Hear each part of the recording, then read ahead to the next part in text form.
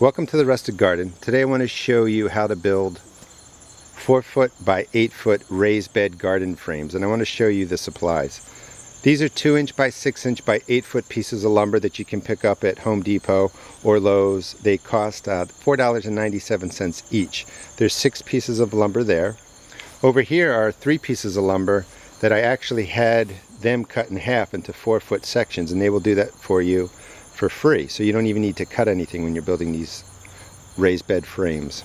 So altogether I needed 9 pieces of lumber. The cost for that was $45, and I'm going to end up with 3 4-foot by 8-foot garden frames. They're going to have 6-inch sides. In Maryland, where I garden, I don't really need to worry about the soil warming up, but if you were in an area that's colder, that has a shorter season, you can buy wood that has 8-inch sides, 10-inch sides, 12-inch sides, and the more soil you have above the ground, the quicker it warms, so you can sometimes start your season a little bit more early. The reason I like raised beds mostly is because the soil stays extremely loose. You're not walking in it, you're not compacting the soil down, so you can plant more vegetables more closely together, and your plants will be larger.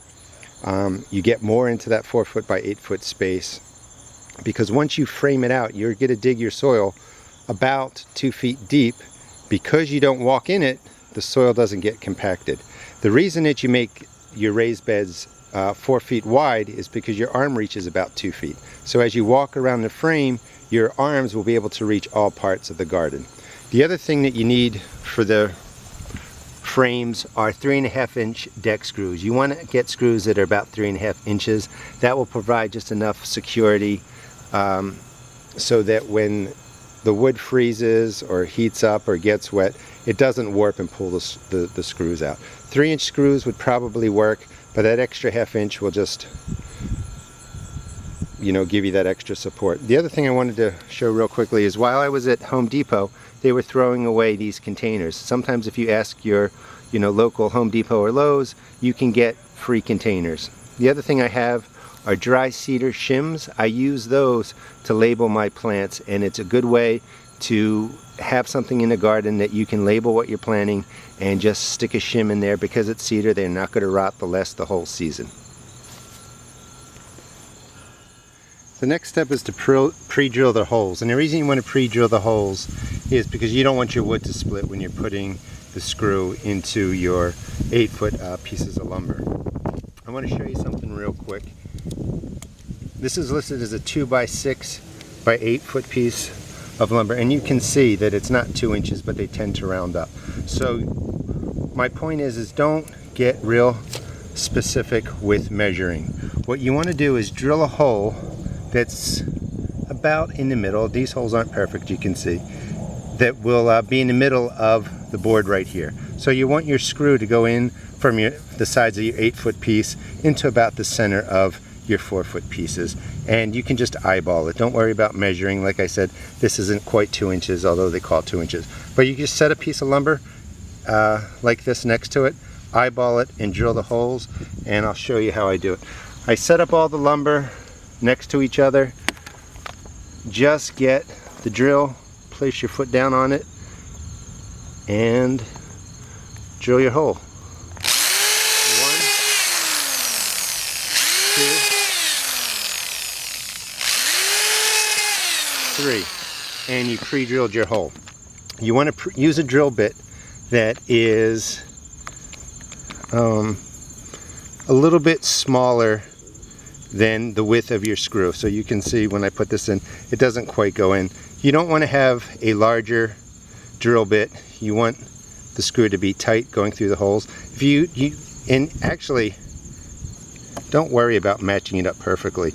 Any kind of drill bit will core out the boards, so when you put this screw in, it won't split the wood. So the holes go into the 8-foot pieces of lumber, and when you're done, you just line them up like that and put the screws in, and I'll get to that in a bit. Once you drill your 3 holes into each side of the 8-foot pieces of lumber, you want to build the frame and set it up just like this.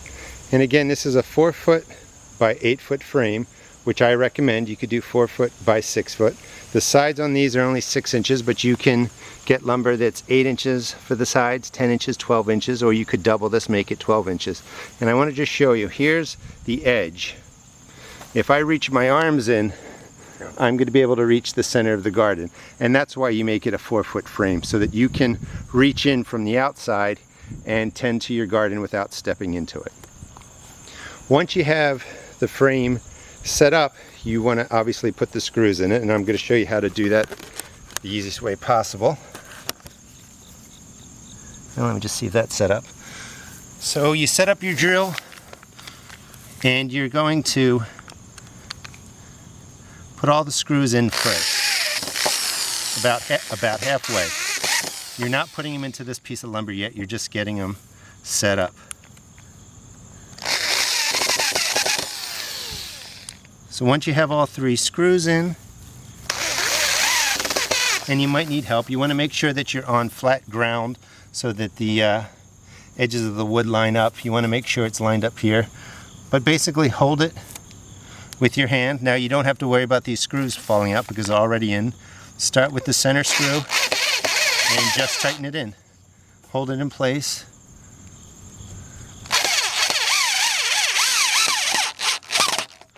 And tighten up the screws.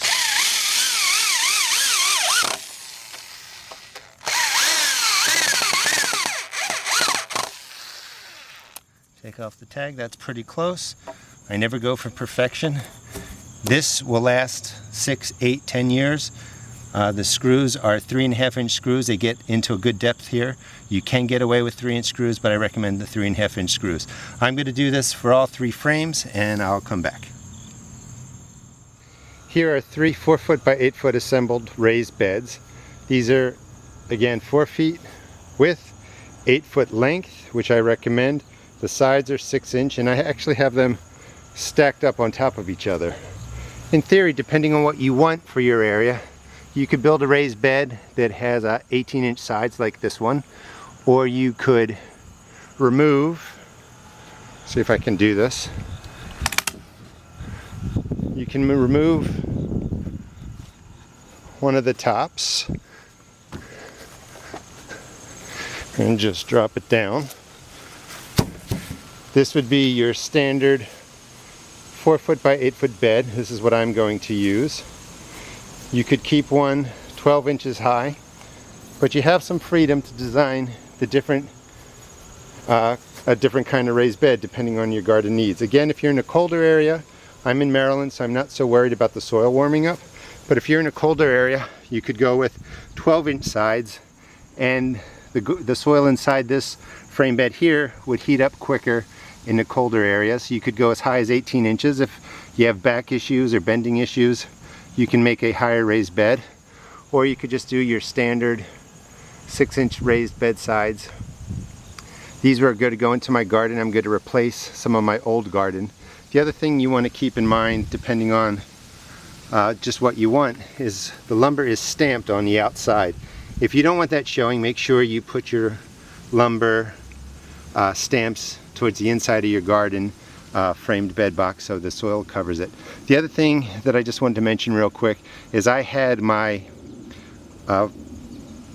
8 foot sections of lumber cut at Lowe's, or actually at Home Depot, and they didn't cut them perfectly. So I thought I was going to have 6 4 foot pieces.